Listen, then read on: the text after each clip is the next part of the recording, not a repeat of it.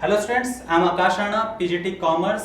और आज हम कंटिन्यू कर रहे हैं 12th स्टैंडर्ड का chapter first, not for profit organisation.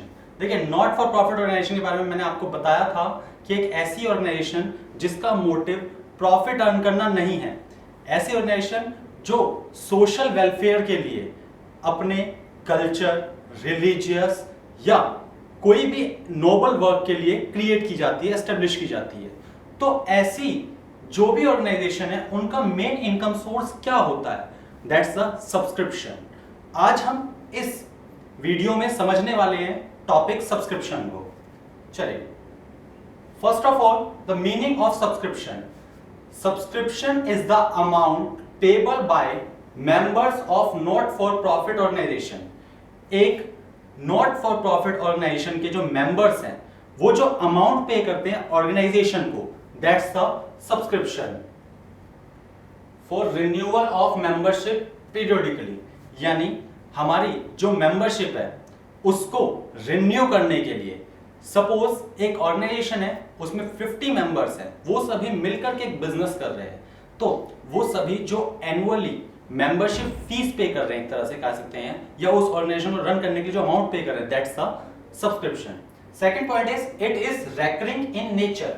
ये रेकरिंग नेचर का है। रेकरिंग का मतलब होता है जो रेगुलरली होती है, रेवेन्यू नेचर का। इट मींस ये रेगुलरली जनरेट होने वाली इनकम है। Third one is it is treated as revenue receipts. जैसे मैंने अभी डिस्कस किया, ये रेवेन्यू नेचर की इनकम है। रेवेन्यू रिसिप्ट्स है जो रेगुलरली अर्न होती है, और रेवेन्यू रिसिप्ट्स को हम एक्रूअल बेसिस पर शो करते हैं इनकम एंड एक्सपेंडिचर अकाउंट। चलिए इस एग्जांपल को तो समझते हैं। सपोज ये 6 फ्रेंड्स हैं, इन 6 फ्रेंड्स ने मिलकर के एक ऑर्गेनाइजेशन स्टार्ट किया, चाइल्ड हेल्प। अब चाइल्ड हेल्प जो ऑर्गेनाइजेशन है, इन्होंने डिसाइड किया कि जो भी रोड साइड बेगर्स होंगे, यानी जितने भी गरीब बच्चे हैं, उन सबको ये अपना टाइम देकर के वीक में एक दिन पढ़ाएंगे। उनको पढ़ाने के लिए डिफरेंट रिसोर्सेज की जो नीड होगी, उन रिसोर्सेज को भी ये 6 लोग कलेक्ट करेंगे। मान लीजिए ABCDEF, ये 6 फ्रेंड्स हैं, ABCDEF। तो ये सभी क्या करेंगे, एक फिक्स्ड अमाउंट पे कर रहे हैं। जैसे अमाउंट इन्होंने डिसाइड किया कि पर मंथ 1000 रुपीज कॉन्ट्रीब्यूट करेंगे। अब 1000 रुपीज कॉन्ट्रीब्यूट कर रहे हैं ये 6 लोग, और ये जो कॉन्ट्रीब्यूशन है अमाउंट वो 6000। उसमें ये जहां पर बच्चों को पढ़ाते हैं उसका रेंट पे करते हैं, जहां पर बच्चों को पढ़ाते हैं उन बच्चों को पढ़ाने के लिए नोटबुक्स, बुक्स, स्टेशनरी, ये सब अवेलेबल कराते हैं। तो ये सारे क्या है, मेंबर्स ऑफ ऑर्गेनाइजेशन। ये जो एक फिक्स्ड अमाउंट पे कर रहे हैं वो मंथली हो सकता है, क्वार्टरली, हाफ ईयरली या एनुअली। ये जितना भी अमाउंट पे करेंगे दैट्स द सब्सक्रिप्शन। अब हम समझते हैं calculation of subscription to be show in the income and expenditure account for current year. देखिए, subscription is the main income source of our not for profit organisation. अब main income source है और इसको हम शो करेंगे income and expenditure account में, क्योंकि जब हम फाइनल अकाउंट्स बनाते हैं, फाइनल अकाउंट्स प्रिपेयर करते हैं, तो हमारा मोटिव होता है प्रॉफिट को कैलकुलेट करना कि हमारी इनकम कितनी हुई, प्रॉफिट कितना हुआ।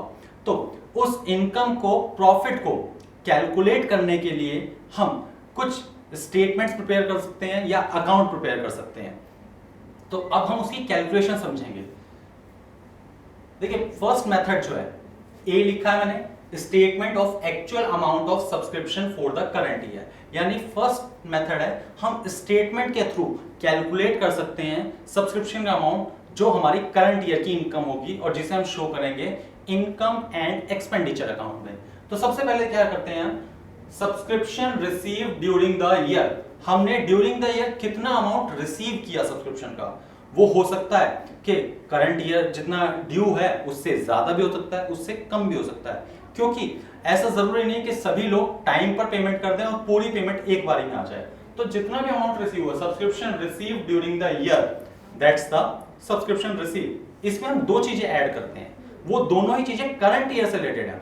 बेशक वो रिसीव हुई हैं या होंगी, बट ये हैं रिलेटेड करंट ईयर से। यानी जब भी हम इनकम एंड एक्सपेंडिचर अकाउंट में शो करने के लिए सब्सक्रिप्शन का अमाउंट कैलकुलेशन करते हैं, तो हम ये चीज चेक करते हैं कि सब्सक्रिप्शन करंट ईयर से रिलेटेड कितना है। करंट ईयर से रिलेटेड सब्सक्रिप्शन को ही हम सिर्फ इंक्लूड करते हैं अगर कोई सब्सक्रिप्शन का अमाउंट प्रीवियस ईयर से रिलेटेड है या फिर नेक्स्ट ईयर से रिलेटेड है तो उसको हम इग्नोर कर देंगे। जैसे ऐड करेंगे outstanding subscription at the end of the current year, यानी करंट ईयर के इस साल के एंड में कितना अमाउंट अभी तक नहीं आया, यानी जो नेक्स्ट ईयर आएगा या नेक्स्ट टू नेक्स्ट ईयर आएगा, यानी बाद में आएगा, इन फ्यूचर हम रिसीव करेंगे, बट है तो करंट ईयर से रिलेटेड, तो हमने उसको क्या कर दिया, ऐड कर दिया। याद रखेंगे outstanding subscription at the end of the current year, इसे हम क्लोजिंग सब्सक्रिप्शन भी कहते हैं।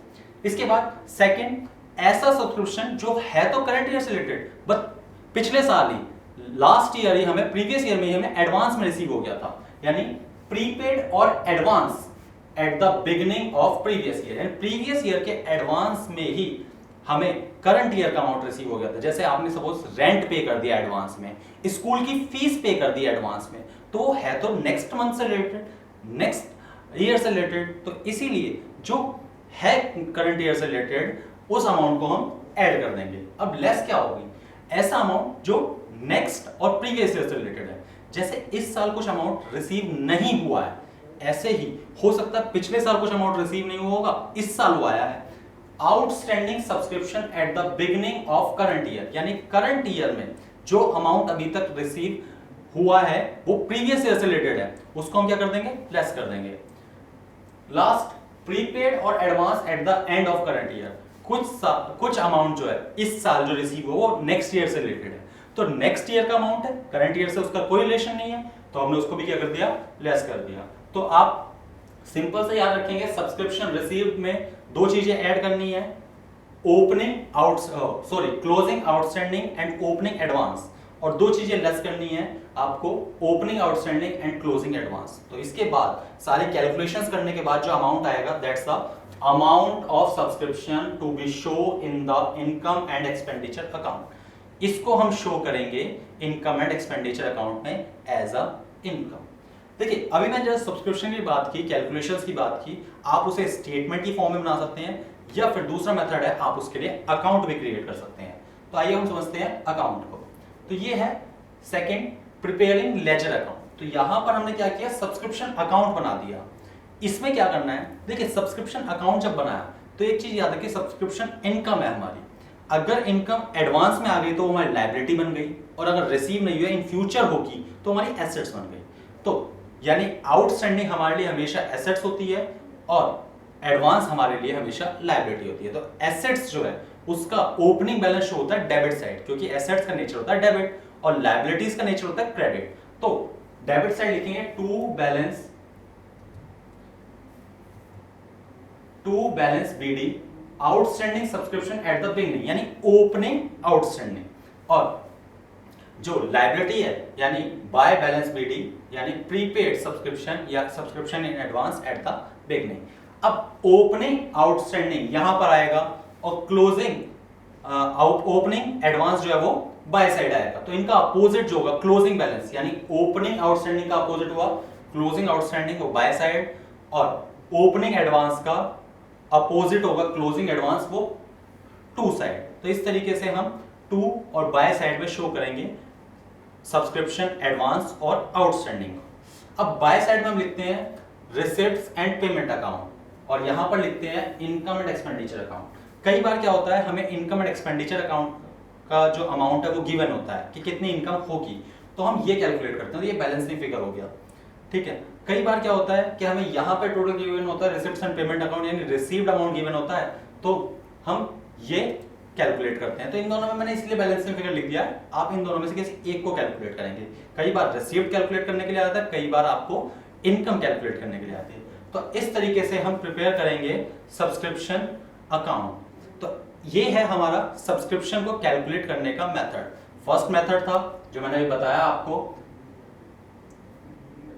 दैट्स द स्टेटमेंट मेथड, और सेकंड जो मेथड है that's the subscription account method. आप इन दोनों में से किसी मेथड को फॉलो कर सकते हैं, आप उस मेथड को फॉलो करके कैलकुलेशन कर सकते हैं। अगर क्वेश्चन में कुछ भी मेंशन नहीं है, अगर suppose very short answer type question या शॉर्ट आंसर टाइप क्वेश्चन है और उसमें कहा है स्पेशली कि आपको अकाउंट प्रिपेयर करना है, तो आप सिर्फ अकाउंट को ही फॉलो करेंगे, उसके अलावा आप कुछ भी फॉलो नहीं करेंगे। अगर आप फॉलो करते हैं तो फिर उसके मार्क्स नहीं होते हैं। तो आपको पहली चीज समझनी है किस तरीके से हमें क्या क्या करना है। तो बैलेंस शीट में कैसे शो किया जाता है सब्सक्रिप्शन को, देखिए आउटस्टैंडिंग मैंने बताया अभी हमारी एसेट्स है, इसलिए उसको हम एसेट साइड शो करते हैं, और एडवांस हमारे लिए हमेशा लायबिलिटी है, इसलिए हम उसको लायबिलिटी साइड शो करते हैं। बैलेंस शीट डिपेंड करती है ईयर से रिलेटेड, टाइम से रिलेटेड। अगर ओपनिंग आउटस्टैंडिंग और ओपनिंग एडवांस है तो वो ओपनिंग बैलेंस शीट में शो होंगे, और अगर क्लोजिंग आउटस्टैंडिंग और क्लोजिंग एडवांस है तो वो क्लोजिंग बैलेंस शीट में शो होंगे। तो इस तरीके से हमारी बैलेंस शीट प्रिपेयर होगी। तो थैंक यू सो मच। आज जो मैंने आपको टॉपिक बताया सब्सक्रिप्शन, आई होप आपको चीजें समझ में आई है। फिर भी अगर कोई कंफ्यूजन है, कोई डाउट्स हैं तो आप मुझसे पूछ सकते हैं। Thank you so much.